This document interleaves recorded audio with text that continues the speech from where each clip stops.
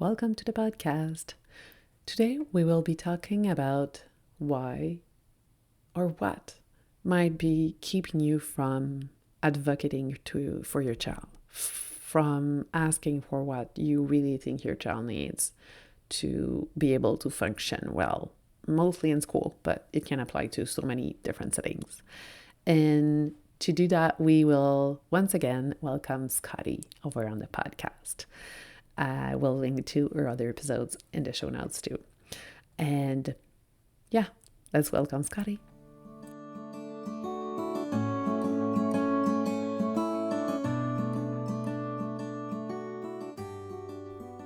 Welcome to Parenting the Intensity, where we'll talk all about how we can drop the general parenting advice that doesn't work with our emotionally intense kids anyway, and let go of the unrealistic expectations society puts on us as parents. Together, we'll find solutions and ideas that work for you and your kids. Chances are, deep down, you know what they need. But you need a little encouragement to keep going on harder days and permission to do things differently and help you fully trust that you already are a wonderful parent to your exceptional but challenging kids.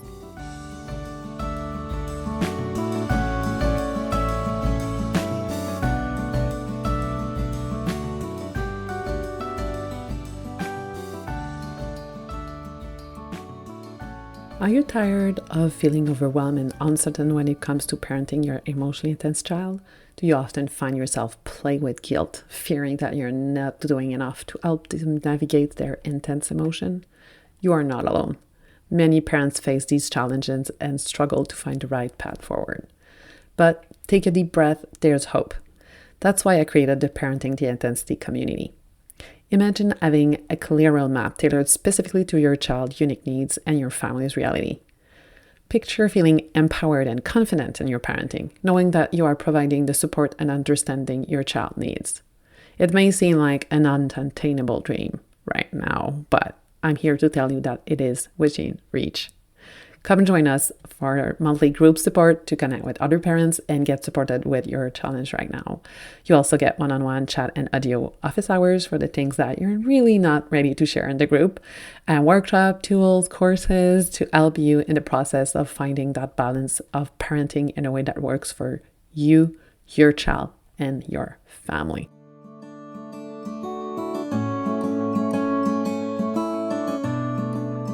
Welcome to the podcast. Welcome, Scotti.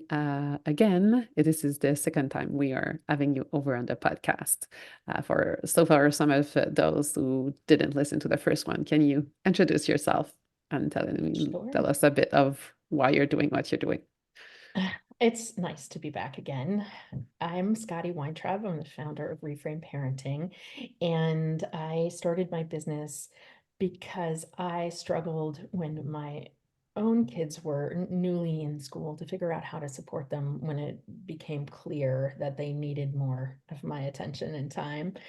And I didn't know what to do. And after getting really frustrated, spending a lot of time going to meetings and trying to figure it out, I found some success, but I wished that I hadn't had to go through all of that. So Yes. I I started helping other people kind of figure out what to do too when their kids were having a hard time at school. And then that's how Reframe Parenting started, was that I started doing it casually and realized that there's just so much need for parents to be able to figure out how the heck they can support their kids at school, because there is no roadmap No. and no one tells you how to navigate this. I wish there was like we had the baby books. I wish there was like a book about it. Yeah. Oh, Um, that would be a great one. You should write that. I know that. I just was thinking that myself. I'll add that to my to-do list. But yeah, I have just talked to so many parents now who really are in need of support, and they deserve it too, to help Yeah. figure out how they can advocate for their kids at school and help them succeed. Yeah, yeah. And I mean, I've went through that with two kids. My second, like my third is not yet in school. The other ones are in high school, but it's it's so hard because I'm not a teacher. I have no clue how it works in the classroom, and Hmm. what I can do at home for my kids is not necessarily something that is doable in the classroom. And when they're asking what to do for to accommodate, I'm kind of blanking most of the time because I don't Right. know. That's true. And I think it puts us as parents at a real disadvantage because we're not there in the classroom. It's not a space that I mean, maybe when your kids are little, you might drop them off and pick them up and you have those little interactions, but you don't know what's happening every day.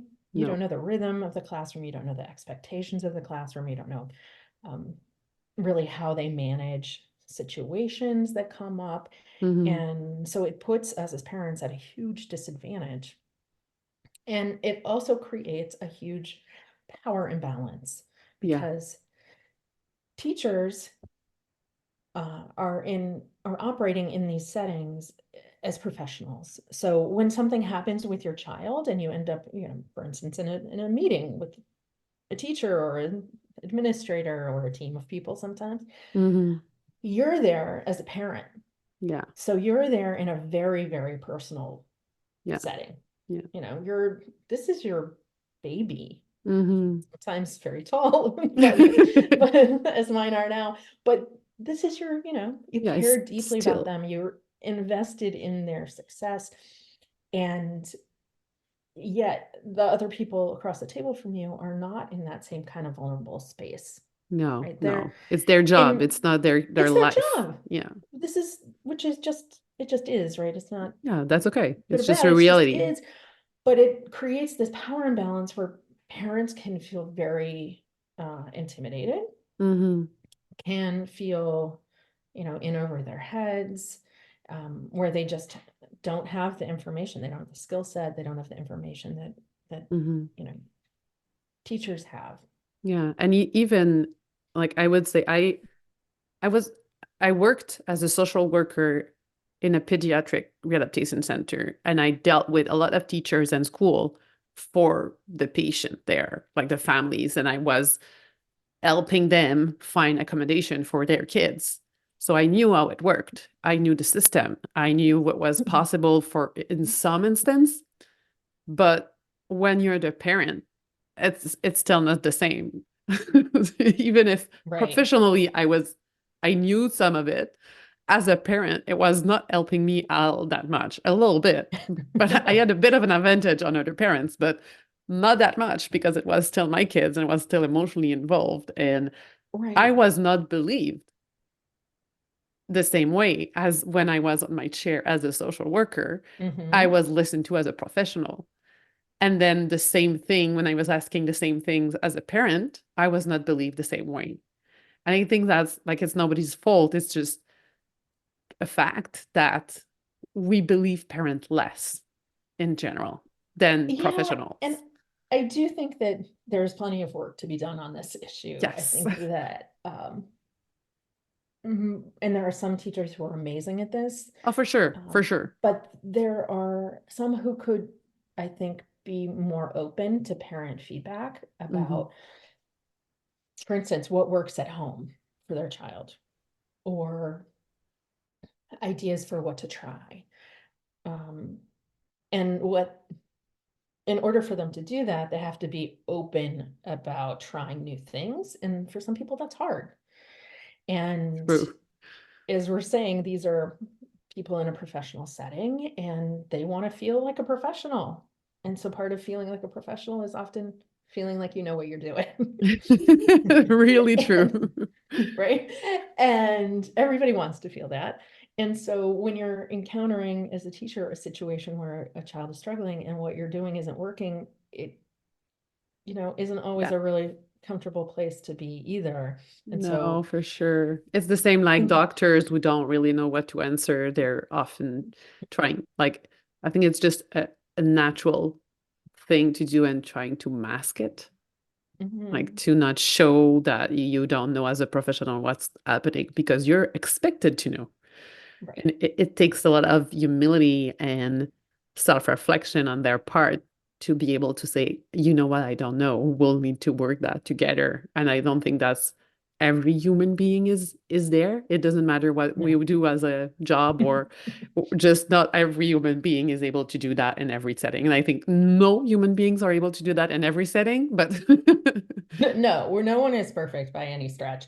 exactly. Uh, but I agree with you that if we're opening ourselves up in that way, it just builds relationships. And I talk a lot about this with parents about teacher communication, that we we're building a relationship. And so that takes two people. Hmm. And sometimes just acknowledging those power dynamics is enough to like, okay, I see what's happening now, right? It gives us a little bit of perspective. Yeah. But sometimes it takes a little bit of work, right? And trying to maintain those relationships is just like maintaining any other kind of relationship. Yeah. But as you I were think saying, there was some sort of imbalance in the power dynamic. mhm, So it's harder to maintain the relationship when there is it an is hard. imbalance. Yeah. It is hard. But if we're going to talk about myths that hold us back, I think Yeah. one thing that really holds parents back is this fear that they're going to be that parent. Oh, yes. I felt it. Yes, me too. You're laughing, so I'm assuming you felt it Oh, too. yes. It's so easy to not, especially if you're a person who doesn't like conflict or is I'm a recovering people pleaser myself. Yes.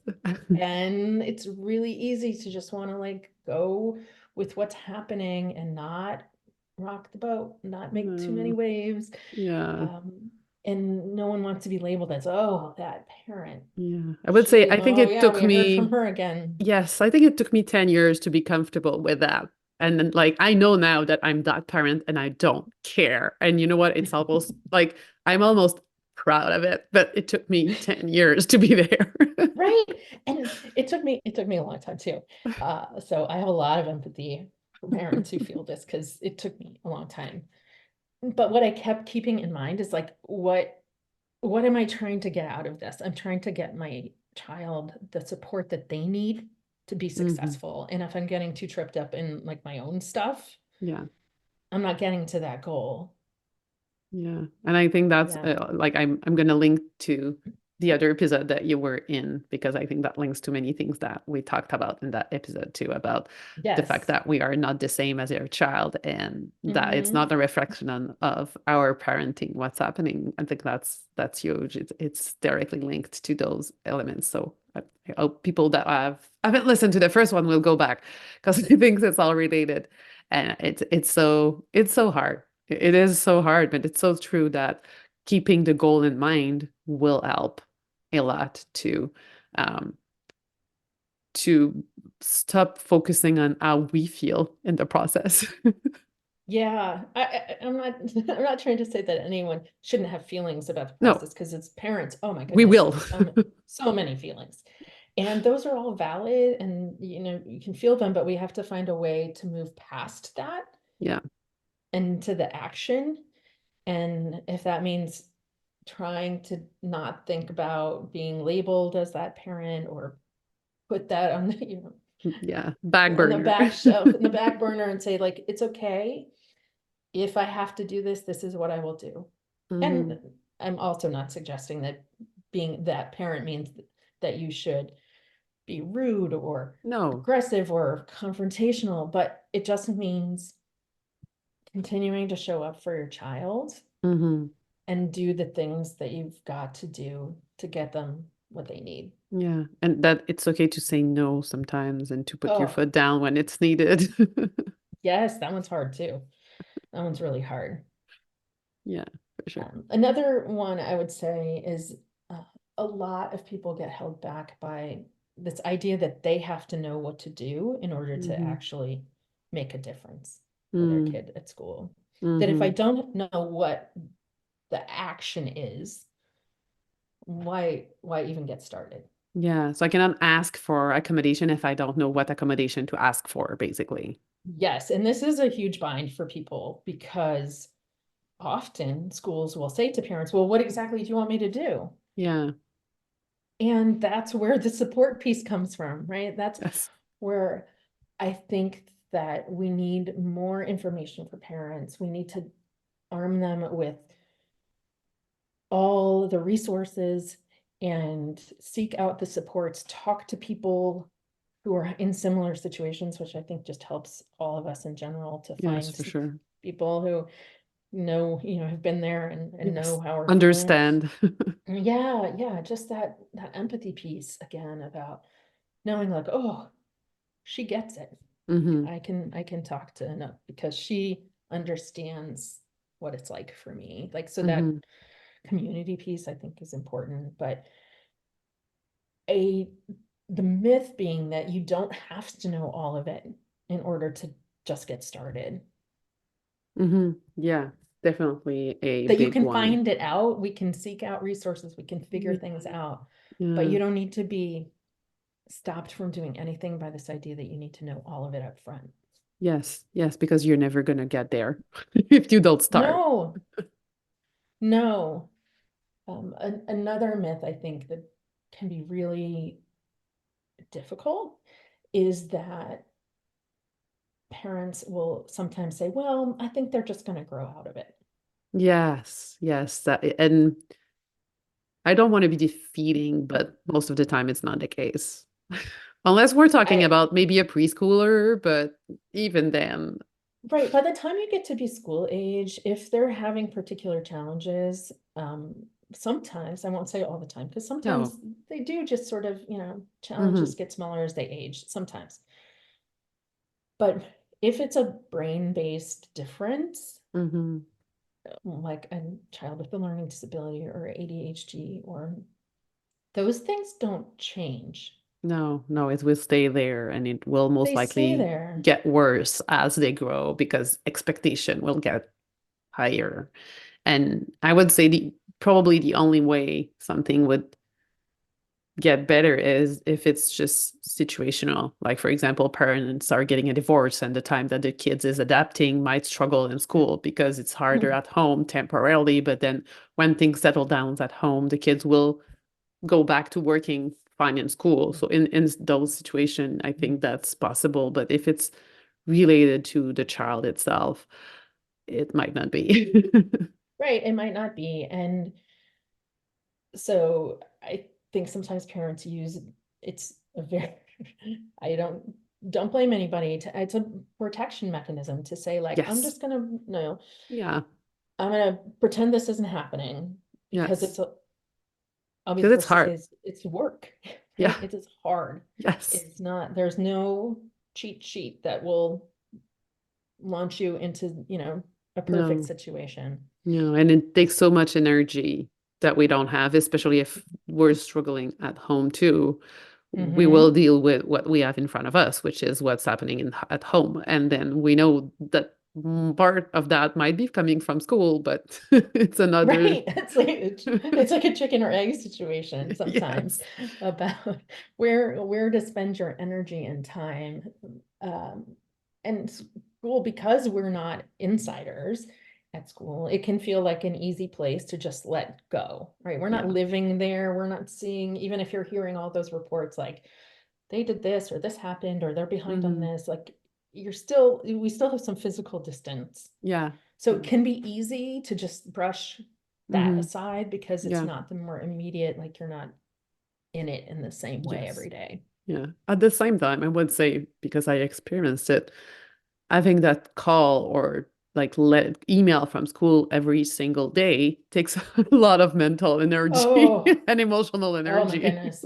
Oh, I'm so glad you brought this up because this is it's still to this day, and I've been doing this for a long time. It still makes my heart skip skip a beat when I get one of those emails or I Yes. see the school phone number flash across the Yes. screen.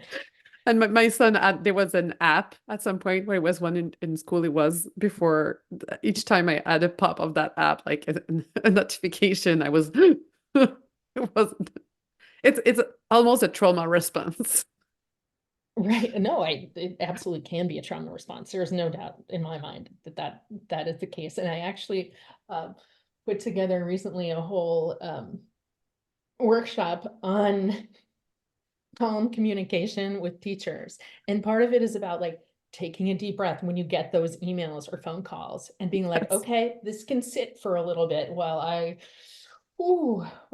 get myself together. I don't have to be. Yes, yes. Yes, and sometimes like I know I think some teachers just don't realize how intense it can be. I sometimes got like phone in the middle of the day for things that were really not urgent. I was like, could you please just email for things that can definitely wait? Like I'm also working and I'm not off at 3:15. Mhm. I'm at work Right. right now and I took the call out of something important because it Yeah. was cool, you know? So and when school call, you answer.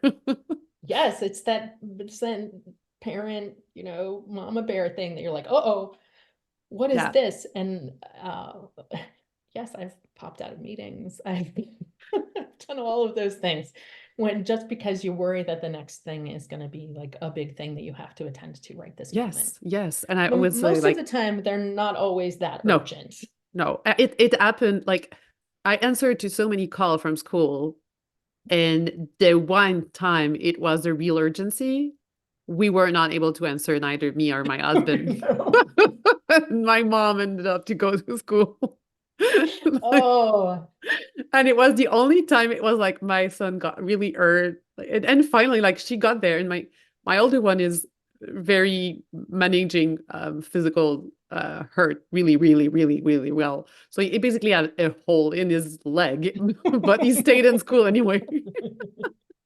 oh, But it was that's so cute. bleeding hard, and like it wasn't like I think he still has a like a mark on his leg from that one time, and it was kind of a little hole for a really long time. So it was a Oh, big one.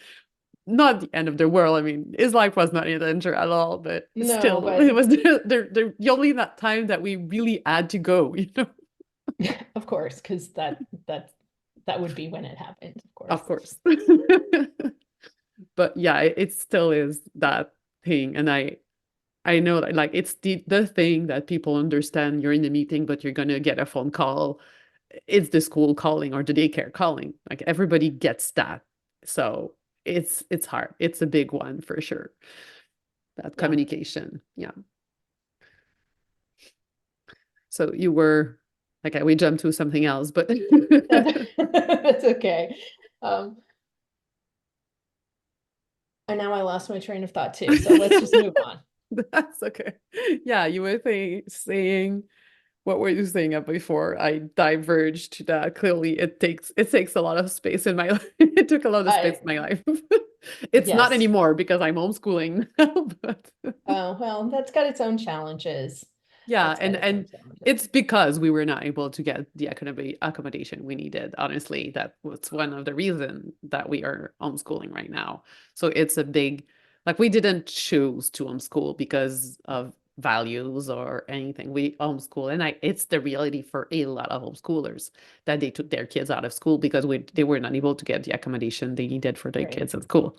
It's like I have no numbers officially, but almost everyone I know that homeschool do it for that reason. Yeah. So, But I think it can hold parents back in addressing situations if they assume that their only option is to homeschool, that there's no gray area in the middle. And I appreciate so much that you've found what works for your family. But I think sometimes people get nervous, like, oh, my kid's having trouble at school. I guess I'm gonna have to homeschool. And it's like, okay, let's take a step back.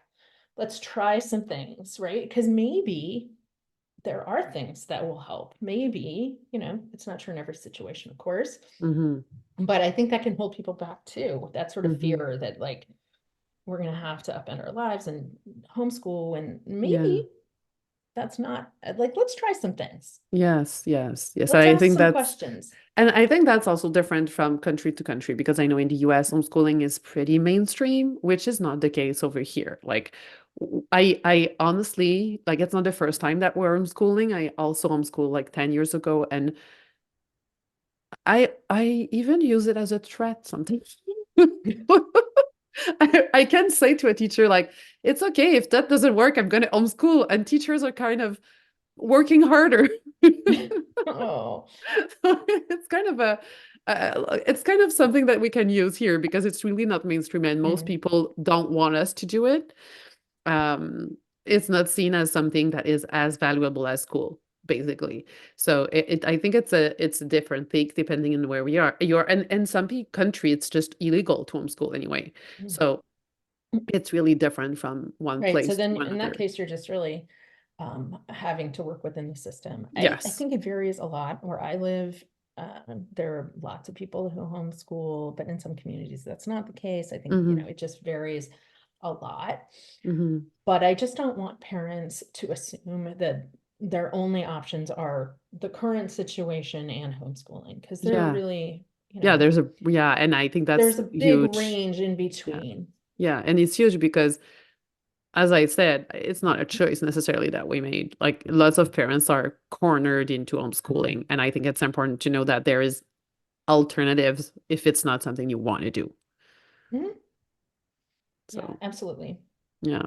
So was there any other myth that we didn't touched on? Oh, I mean, I'm sure, I'm sure there are many that we did not touch on.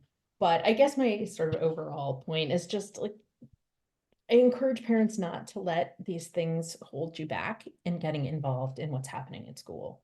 Hmm. Because you, as a parent, are the best advocate for your child. Yes, yes, yes. Which goes back to our comment about it being very personal. Hmm. You know them best. You know that they are smart and funny and inquisitive and all of the wonderful things about them that Hmm. maybe those teachers aren't seeing because they're having a hard time in their classroom. And Yeah. so you can bring a lot to a conversation, and you're really the best person to do it. And if we're going to be really honest, it's very rare for someone else to take on that role Yes. as the advocate for for your child. If it's Yeah. not you, there aren't a lot of other options. So I just want to encourage parents that if you're feeling held back, like, oh, I don't know, maybe it'll go away. Maybe if I avoid it, it'll just pass. Yes. Maybe they'll grow out of it. Um, I just want to say that getting involved in what's happening with your kids when they're struggling in school is the right thing to do now. Hmm. Don't wait if you can. Hmm. If you can avoid it, don't wait, because there's always the possibility that things are going to get better. And that's when, that's speaking of what are our goals, that's a goal, right? Like we just want it to be better for our kids. We want them to be successful. We want them to learn. We want them to be happy in their Hmm. school environment. So if we as parents can get involved and make a difference, that's what we want. Yeah. We want to Yeah. get in there and do what we got to do.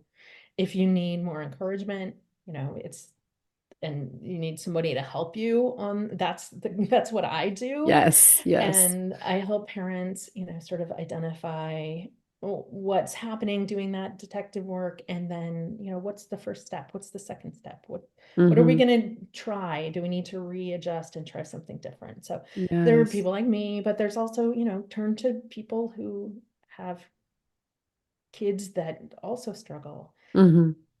They're also there as a source of support for you. So don't let these things hold you back.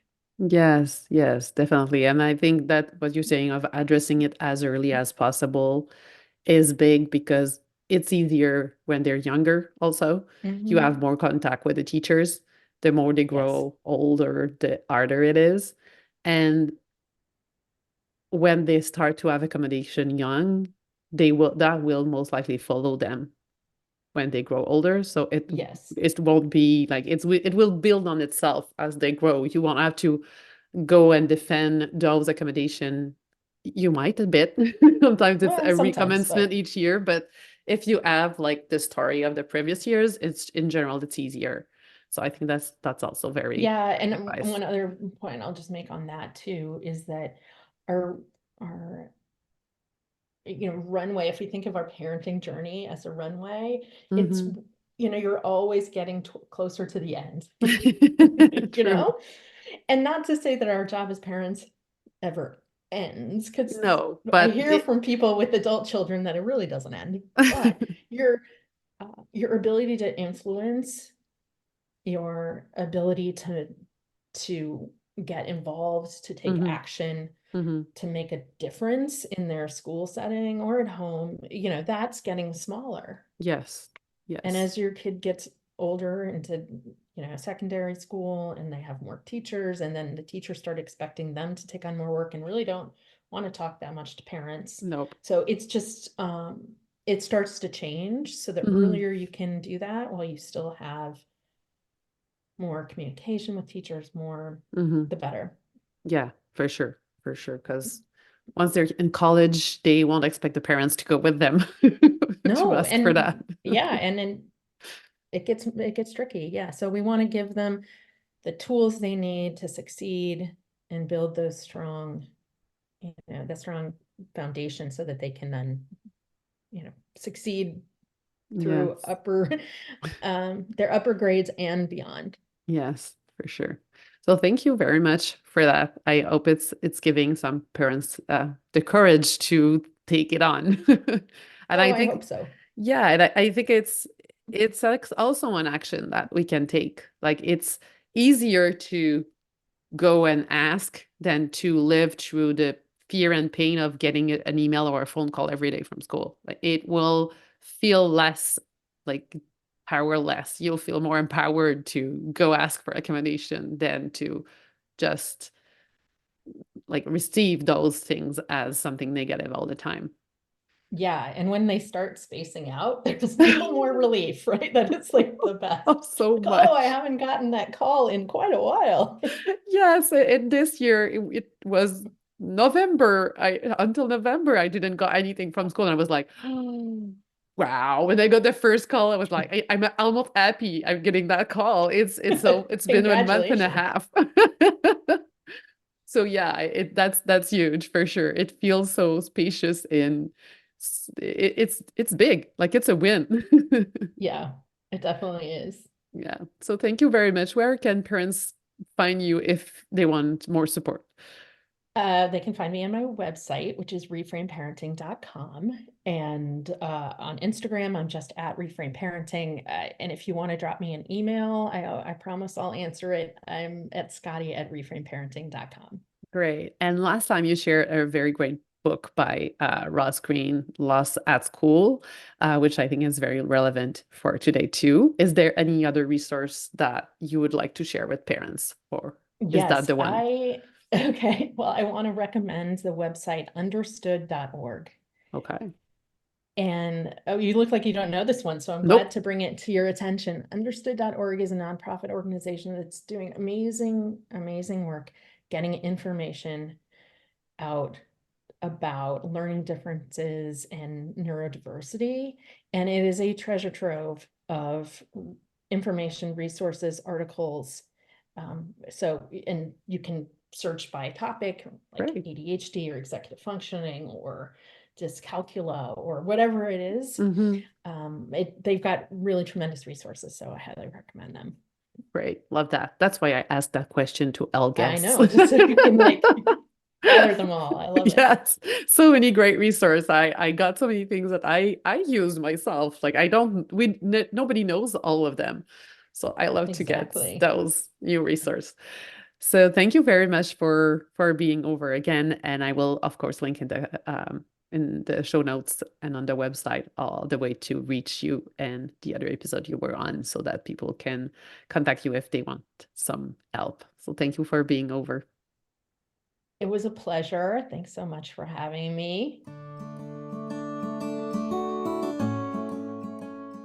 I'm so glad you joined me today and took that time out of your intense life to focus on finding a new way to parent that works for you and your kids. To get the episodes as soon as they drop, make sure to subscribe to the podcast. And please leave a rating and review so other parents can find it too. Also, check out all the free resources on my website at familymoments.ca so you can take action on what's the most important for you right now. And take a deep breath, keep going. We're all in this together.